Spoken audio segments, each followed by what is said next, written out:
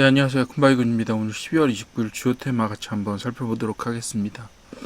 오늘은 전선 전력 설비하고 비철금속 쪽이 좀 올랐는데요.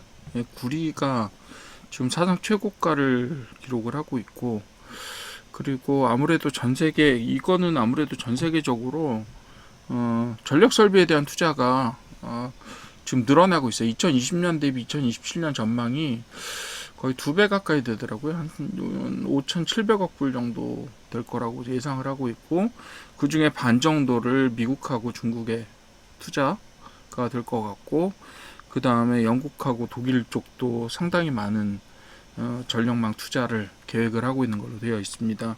뭐 나머지 야태 지역도 마찬가지고, 우리나라도 뭐 당장 상당히 많은 투자를 해야 되는 지경이고요.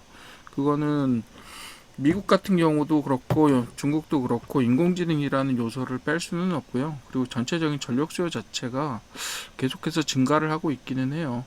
그리고 또 이제 전력 공급의 축 자체가 이제 그 신재생 에너지 쪽으로 사실 많이 좀 옮겨지고 있기 때문에 그런 부분들이 결국은 전력망에 대한 투자 수요를 만들어내고 있다라고 보는 거고요.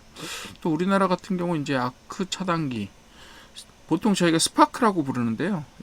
전기의 전압 차이가 생기게 되면 거기에 이제 스파크라고, 불꽃이 튀는 거 있죠. 그걸 보고 일반적인 전기용어로는 아크라고 하는데요. 아크 차단기가 의무화될 것 같아요. 그래 뭐 소규모 업체들은 앞으로 2년간 유예를 준다라고 하지만, 일단은 그런 아크 차단기를 의무화하면서 뭐 그런 수요들이 좀 더 있을 거다. 근데 아크 차단기는 솔직히 말해서 그렇게 큰 수요는 아니고요. 어쨌든 간에 뭐 이런저런 뭐 규제라면 규제고, 뭐 안전 규정 강화라면 강화인데, 뭐 그런 형태로 지금 되고 있어서 전선하고 전력 설비하고 비철 금속이 같이 조금씩 오르는 형상을 띄었고요. 앞으로 우리나라의 그 전선업체 같은 경우 상당히 뭐 예를 들면 엔비디아의 다음 투자 대상이 누구냐, 전력망이 될 수도 있다, 뭐 이런 얘기까지 돌고 있을 정도니까 상당히 우리나라의 그 공급망 자체가, 전력 설비에 대한 공급망 자체가 되게 탄탄해요. 그래서 그런 부분들에 있어서도 앞으로 제가 늘 말씀드리지만, 전력망하고 AI는 하나로 묶어서 생각해라. 거기에다 ESS나 2차전지도 사실은 크게 보면 인공지능 전체 테마에 들어간다, 이렇게 자주자주 말씀을 드리고 있는데, 뭐 여하튼 저희 우리나라에 있어서 이 전력망 공급은 상당히 탄탄한 편이고, 그런 부분들이 이제 어떻게 보면 세계적으로 전력망 수요가 늘어나는 데 있어서 좀 실적 기대를 좀 해볼 수 있는 부분들이 상당히 좀 많습니다. 그래서 그런 부분들 좀 생각해 보시면서 앞으로 전력 수요가 한 2년, 뭐 짧게는 2년이고요. 길게는 더 갈 수도 있는데, 그동안에 상당히 수요 자체가 증가하면서 글로벌 공급망에 있어서 연결된 우리나라 업체들이 수혜를 볼 수도 있겠다. 뭐 이 정도로 생각을 해두시면 될 것 같고요. 그리고 CS 2026년도 전시회에서 주로 로봇 쪽하고 이런 쪽이 전시가 많이 된 것 같아요. 특히 우리나라 업체들도 예를 들면 뭐 현대자동차라든가, 현대 기아자동차라든가, 아니면 LG라든가, 아니면 두산 로보틱스 같은 경우도 뭐 그런 새로운 것들을 보여주거나, 아니면 새로운 뭐 기업 연합들의 어떤 추진을 보여주거나, 이런 부분들이 있어서 앞으로 계속해서 상당히 상당한 기간 동안 주도적으로 피지컬 AI라고 부르죠. 그런 형태로 조금 진행이 될 수 있지 않을까라는 기대감을 가지고 있습니다. 물론 계속해서 AI 거품론에 대한 이야기들이 많이 나오고 있긴 해요. 그렇다고 하더라도 AI가 과연 거품으로 끝날 것이냐, 물론 이제 그런 건 있죠. 그 천문학적인 투자에 비해서 수익이 지금 적다라고 이야기를 하고 있는데, 그거를 AI가 가져올 변화가 이제 인프라가 될 때를 어떻게 받아들일 수 있을 거냐, 그거를 어떻게 얼마나 평가할 수 있을 거냐, 결국은 이게 과열된 투자냐 아니면 정상적인 투자냐의 판가름을 그 판단을 가를 수 있을 것 같은데, 그런 부분에 있어서 조금 기다려 보긴 해야 될 것 같기는 해요. 물론 시간이 필요하긴 하지만 저는 대세 전체는 거스를 수 없다라고 생각하는 사람 중에 한 사람이라서, 예, 그런 부분에 있어서 로보틱스가 앞으로도 계속 주목을 받을 수 있지 않을까. 그리고 계속해서 자동차 부품이라든가 아니면 가전 부품 혹은 모바일폰 쪽의 부품 쪽들이 로보틱스 쪽으로 계속해서 발을 뻗칠 거예요. 예, 왜냐하면 해왔던 일들 쪽에서 사실 뭐 모바일폰 수요도 계속해서 언제까지나 증가할 수가 없고, 이미 사실은 전성기는 지났다라고 생각되는, 왜냐하면 모바일폰 형태의 폼팩터 그 모양을 가지고 계속해서 이것이 AI 도구로 사용될 거냐 앞으로. 지금 이제 AI 도구로서의 위치가 중요하잖아요. 그래서 그런 부분들에 있어서 전망이 계속 이제 핸드폰 중심으로 갈 거냐, 이거는 조금 앞으로 디바이스 쪽은 좀 바뀔 수가 있거든요. 그래서 그런 부분들에 있어서 정점은 지나는 게 아니냐. 그래서 그런 부품 업체들이 전체적으로 로봇으로 좀 옮겨갈 거예요. 자동차 부품 업체도 마찬가지고요. 예, 자율주행차나 로봇, 사실상 뭐 자율주행차는 로봇에 가깝죠. 뭐 그런 형태로 계속해서 전환이 일어날 겁니다. 사업 전환이. 그래서 그런 부분들에 있어서 기존의 로봇 업체들이나 인공지능, 뭐 지능형 로봇 같은 것들을 하던 업체들이 계속해서 좀 주목을 더 받지 않겠느냐는 생각을 합니다. 세 번째로는 우크라이나 재건 이야기를 하고 있는데요. 예, 트럼프가 지금 이제 평화협정 95% 근접인데, 이 양반이 워낙 좀 뻥이 센 사람이라서, 예, 제가 이렇게 얘기하면 좀 뭐 맞는 얘기인지는 잘 모르겠지만, 뭐 다 됐다 다 됐다 하는 이야기를 자주 하는 양반이라서 어떻게 될지 모르겠지만, 어쨌든 뭐 트럼프가 이야기하면 그게 이슈가 되고, 예, 그런 쪽에서 이야기들이 되고 있으니까. 그래서 우크라이나 재건을 하게 되면 건설기계나 모듈러 주택 같은 것들이 수혜를 받을 텐데요. 지금 여러분들 지난번에 제가 한번 테마 설명드리면서 그런 얘기를 한 적이 있었어요. 사실 우크라이나에는 우크라이나 재건할 때는 우리가 이렇게 좀 발을 넣기가 조금 어려워요. 왜냐하면 유럽에서 이미 거의 그 몇천억 달러 단위로 우크라이나에 지원을 해놓은 상태란 말이에요. 그래서 우크라이나는 재건을 하더라도 우리나라에까지 그렇게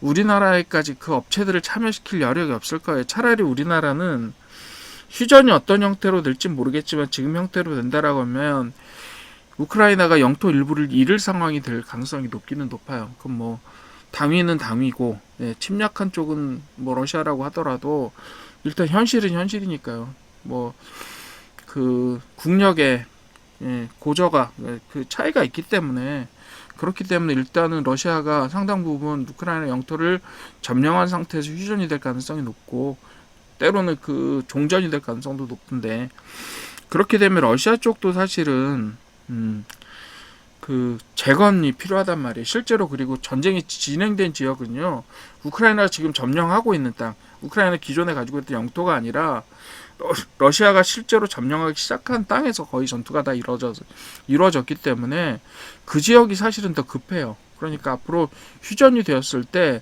러시아 영토로 편입될 그 지역들이 그 재건 수요가 훨씬 크다고요.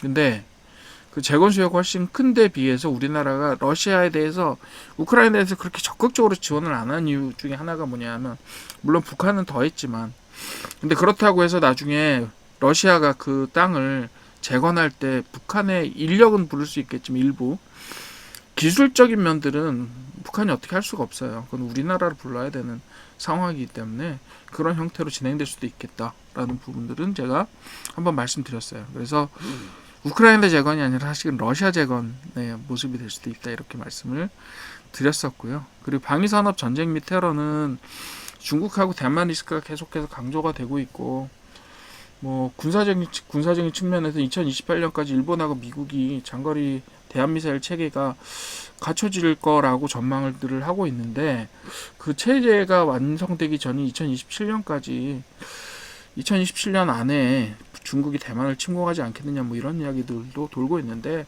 그건 너무 좀 급진적인 이야기이기는 해요. 사실상 뭐 2027년이면 괜찮고 2028년이면 절대 안 되고 이렇겠어요. 그렇지는 않고, 또 중국이 쉽사리 대만을 그렇게 침공하는 시나리오를 쉽게 쓰지는 어려울 거예요. 그렇기 때문에 뭐 이렇든 저렇든 간에 소문은 나기 마련이고, 그래서 중국이 지금 대만에 대해서 훈련을 강화하고 포위훈련 강화하고 이렇게 하고 있다고는 하지만 실제로 과연 군사적으로 대만을 침공하는 그런 악수를 중국이 감히 들 수 있겠느냐, 뭐 이런 생각은 듭니다. 뭐 그렇죠. 어떻게 보면 러시아도 우크라이나를 침공했고, 그런데 제가 볼 때 러시아의 자생력보다는 중국의 자생력 자체가 좀 더 취약할 수 있어요. 인구도 훨씬 많고요. 천연자원도 사실은 좀 더 부족해요. 그러니까 중국이 지금 어떻게 보면 수출 중심의 경제 성장을 해왔던 이유 중에 하나도 그런 거죠. 에너지 자원이나 이런 분들의 취약성을, 식량 자원이나 에너지 자원 쪽에서 매우 취약한 국가이기 때문에요.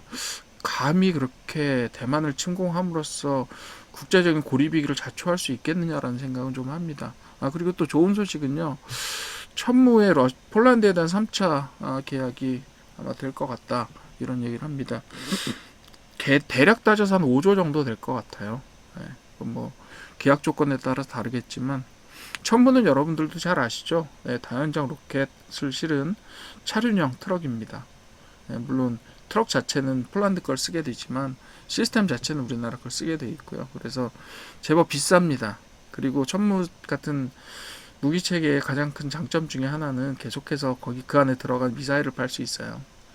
왜냐하면 쏘면 팔아야 되거든요. 근데 포탄 같은 건 가격이 얼마 안 하는데요. 천무에 들어가는 거 되게 비쌉니다. 그래서 하나 에어로스페이스가 앞으로도 계속해서 좀 잘 나갈 가능성이 있고, LIG 넥스원도 잘 나갈 것 같아요. 이제 쌍두마차가 되고 결국 이제 그 다음에 한국 항공우주가 어디에 인수되느냐가 관건이 될 텐데요. 다들 지금 침을 흘리고 있기는 하죠. 카이가 조만간 매각될 수도 있거든요. 왜냐하면 계속해서 수출입은행이 카이에 대해서 지분을 계속 유지하고 있는다는 건 사실상 좀 쉽지 않을 것 같고, 그래서 그 지분을 어디로 매각하느냐인데 지금으로선 여력이 있는 건 하나 에어로스페이스일 것 같아요. 네. 뭐 LIG 넥스원 워낙 회사가 작고 그래서 카이처럼 큰 회사를 인수하기는 조금 쉽지 않겠고, 뭐 대한항공도 원하고 있지만 대한항공도 사실은 제코가 석자인 아시아나 인수 이후에 제코가 석자인 상황이라, 그래서 앞으로 방위산업 쪽도 조금 계속해서 봐줘야 될 것 같아요. 지금 너무 많이 오르긴 했지만 계속해서 어떻게 보면 발전 가능성이 있긴 있어요. 그리고 반도체, 그래서 생산, 장비, 소부장 뭐 이런 얘기를 하고 있고, HBM도 있고, 결국 우리나라는 코스피가 오르려면 반도체, 삼성전자, SK하이닉스가 올라줘야 돼요. 삼성전자하고 SK하이닉스가 떨어지는 상황에서 다른 데들이 아무리 오른다고 해서 코스피가 올라가지 않습니다. 오늘 코스피가 상당히 많이 올라간 데는 전체적으로 여러 종목들이 많이 오르기도 했지만 결국은 적어도 삼성전자, SK하이닉스가 빠지지는 않았다는 거죠. 그죠? 그리고 그런 뭐 원인들은, 반도체는 뭐 제가 하도 많이 얘기를 했으니까 아실 거예요. 결국은 AI를 구축하는 데 필요한 건 반도체고요. 그리고 GPU를 만들려고 해도 그 엔비디아에서 GPU를 만들려고 해도 HBM이 필요하고요. 설령 뭐 이번에 그록이라고 하는, 이름이 달라요. 저기 그 X에서 하는 일론 머스크가 하는 AI 시스템하고 다른 회사입니다. 그록이라고 하는 회사를 인수를 했는데, 거기 인수는 아니고 정확하게는 뭐 조금 다르긴 하지만 거기에 기술적인 스택하고 그 사람들을 데리고 왔는데, 그런 부분들에 있어서도 지금 엔비디아가 메모리 쪽에서 조금 다른 정책들을 섞어서 쓰게 될 가능성도 있다, 뭐 이런 이야기들이 돌고 있고, 추론 엔진을 엔비디아 쪽이 좀 더 강화해서 이 소프트웨어하고 이런 부분들을 좀 더 강화하는 형태로 가기지 않겠느냐, 뭐 이런 얘기들이 많이 이야기되고 있어요. 그런데 어쨌든 간에 삼성전자하고 SK하이닉스는 지금 옛날 D램은 재고가 없는 상태고, DDR5는 지금 재고가 없어서 부르는 게 값이에요. 얼마나, 왜냐하면 그게 HBM에 들어가거든요. 그래서 지금 부르는 게 값이라서 삼성전자 100% 가격을 올렸음에도 지금 재고가 없어서 못 받는 상황이고, SK하이닉스 마찬가지예요. HBM도 많이 남지만 기존에 HBM 만들기 위해 만들어 놓았던 그 메모리 자체도 물량이 없어서 진짜 이게 뭐 지금 돈을 벌 수밖에 없는 상황이기는 해요. 두 회사 다. 그리고 두 회사가 돈을 벌고 지금 팹들을 계속 늘려간다는 이야기는 결국 뭐예요? 소부장 업체한테는 그죠? 기회인 거죠. 그래서 지금 소부장 업체도 오늘 제가 살펴볼 업체들도 좀 많이 올랐고 그런 면들이 있습니다. 그래서 전체적으로 보시게 되면 큰 테마는 전선 전력 설비 로봇 그리고 반도체 테마가 하나로 묶여간다고 보셔도 되고요. 그리고 방위 산업과 우크라이나 제거는 어떻게 보면 동전의 양면 같은 부분이긴 한데 한쪽에는 전쟁이 있을 것 같다라는 이야기라고 한쪽은 평화가 올 것 같다라는 이야기를 합니다. 그래서 두 가지는 약간은 스파성의 테마고요. 그리고 전선 로봇 그리고 반도체는 하나로 묶여가는 굉장히 큰 빅사이클의 메가사이클의 테마다 혹은 슈퍼사이클의 테마다 이렇게 봐주셔도 될 것 같습니다. 그래서 그런 테마들은 제가 한번 또 묶어서 설명드릴 시간이 있겠지만 어쨌든 그런 테마들은 한번 계속해서 주목해서 봐주셨으면 좋겠어요. 예. 오늘 테마 관련된 이야기는 이렇게 마치겠고요. 로봇 관련된 테마들 좀 많이 올랐습니다. 그래서 오늘 제가 같이 볼 테마들도 로봇 관련된 테마이기도 하고 그 다음에 반도체 관련된 것들도 조금 보도록 할게요. 자, 오늘도 이렇게 같이 좀 살펴봤고요. 오늘 강의도 좀 도움이 되셨다라고 하면 좋아요하고 구독 좀 부탁드리겠습니다. 감사합니다.